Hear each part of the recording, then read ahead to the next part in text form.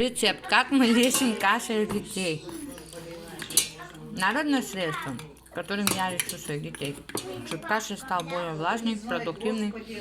2 столовые ложки соды без горки я добавляю.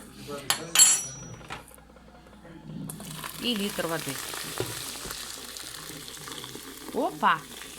Усаживаем ребенка. Мы показываем наглядно, как мы это делаем. Аккуратно, все кипяток.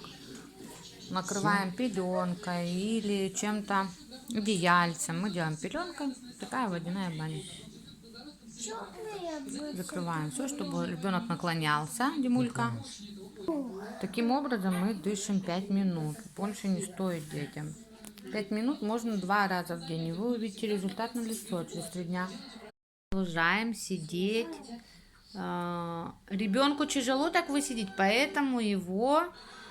как сказать, заключаем с ним договор, да, Дим? Да. Мы заключили договор либо на вкусняшки, либо на игру какую-нибудь, или еще что-то. Подышали 5, вытирай его полотенчиком. Так мы вытираем, чтобы сырой не было. Лучше желательно сразу что-нибудь теплое на грудь одеть, чтобы у него тепло шло. Как, Дим? Во. Так, красавчик.